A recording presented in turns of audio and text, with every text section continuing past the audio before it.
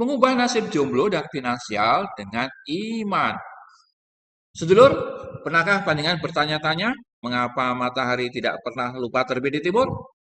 Mengapa setelah malam yang paling gelap sekalipun, fajar selalu datang tepat waktu tanpa perlu kita minta? Alam semesta itu, sedulur, bekerja dalam siklus yang sempurna. Namun, mengapa saat bicara soal hidup panjenengan, misalnya soal jodoh, jodoh yang nggak kunjung datang ya, atau saldo tabungan yang stagnan, panjenengan merasa siklus itu rusak?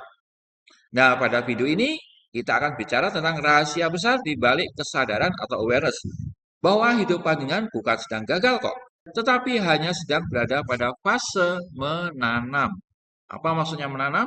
Ini adalah bagian dari hukum tabur tuai, menanam dan menuai. Sedulur, banyak dari panjenengan itu terjebak dalam kepanikan karena kehilangan koneksi dengan ritme alam. Panjenengan ingin menanam benih di pagi hari dan berharap buah di sore hari. Padahal sing jenenge kekuatan pikiran yang sejati itu dimulai saat panjenengan memahami bahwa ada waktu untuk menabur, tapi juga ada waktu untuk menuai. Semua ada waktunya. Mas Neville Goddard melalui hukum asumsi mengajarkan bahwa apa yang panjenengan asumsikan sebagai kebenaran di dalam alam pikiran bawah sadar panjenengan itu yang akan menguat menjadi kenyataan panjenengan. Namun seringkali panjenengan itu malah merusak benih-benih asumsi itu. Ya biasanya munculnya kecemasan-kecemasan gitu. Saat panjenengan terus bertanya, kapan ya jodohku datang? Lalu apalagi ya, kenapa ya aku masih miskin? Keadaan-keadaan seperti ini sebenarnya panjenengan sedang mengirim pesan pada alam bawah sadar bahwa panjenengan itu kekurangan dan alam semesta dengan setianya ya akan terus memberikan panjenengan kondisi-kondisi kekurangan itu, kondisi yang lebih besar bahkan. Jadi mari kita bicara dengan jujur sedulur.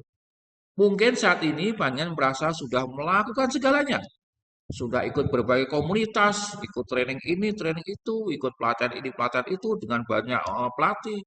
Kemudian beli buku ini itu, buka YouTube ini itu, dan seterusnya. Kemudian yang pengen jodoh memperbaiki penampilan, mencoba apa, aplikasi kencan ya, aplikasi kencan. Tapi nggak ada gaji yang nyenggol atau pria yang nyenggol. Atau dalam keuangan misalnya, sudah lembur sana sini, ya pagi berangkat, pulang malam, tapi uang kok ya menguap begitu saja. Utang malah tambah akeh. Dengarkan ini sedulur, tanah itu tidak pernah bisa dipaksa untuk menumbuhkan pohon. Ini yang panjenengan harus pahami nih. Tanah hanya menerima benih dan air, ya, benih dan airnya. Jadi tugas panjenengan itu menjaga kekuatan pikiran panjenengan agar tetap pada asumsi bahwa musim panen itu pasti akan datang. Jika saat ini panjenengan masih jomblo umpamanya, ya jangan habiskan energinya untuk mengejar secara liar, brutal, ngoyak-oyak cewek, raentok entuk isi doyak terus, ya raentok. Tetapi fokuslah untuk menjadi orang yang layak dicintai. Gunakan apa ya kesadaran panjenengan untuk menyadari bahwa pada musimnya nanti, pada waktunya nanti, ya, waktu-waktu musim menuai itu, bukan panjenengan yang mencari, tapi justru mereka, cewek-cewek itu yang akan mencari panjenengan, atau cowok-cowok itu yang mencari panjenengan. Keindahan suatu bunga yang mekar itu tidak perlu kok ngejar-ngejar lebah atau kupu-kupu, nggak bakalan. Tapi lebah atau kupu-kupu akan datang sendiri karena daya tarik dari sang bunga itu. Itu prinsipnya.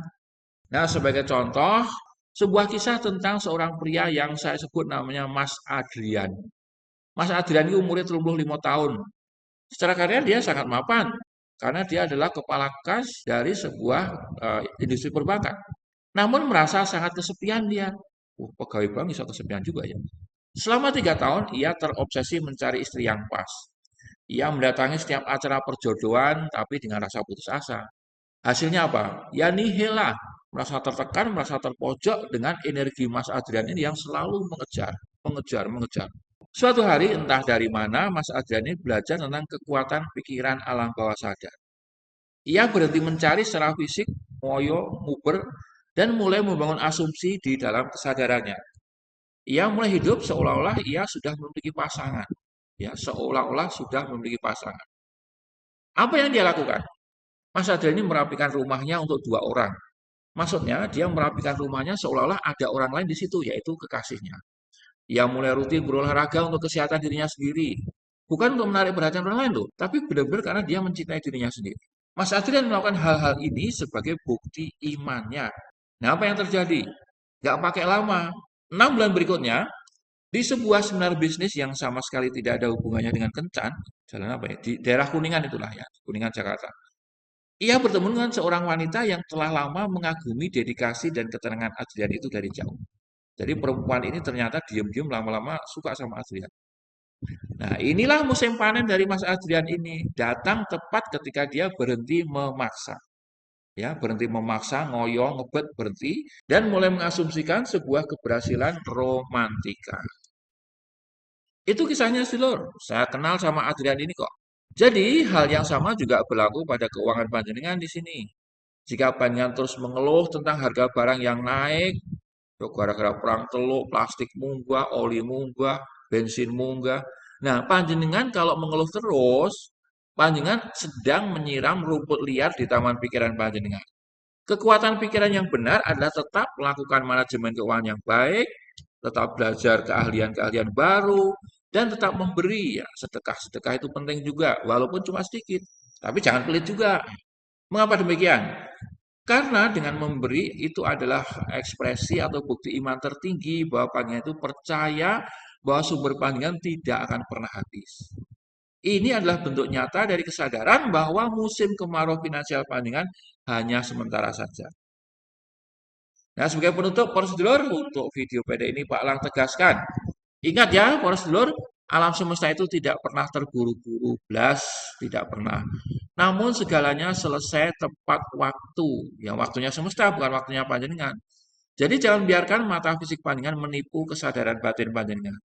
Jika hari ini mendung, itu bukan berarti matahari hilang. Ia hanya sedang bersiap untuk terbit lagi, lebih terang besok pagi. Teruslah melakukan hal yang benar. Keep doing the right thing.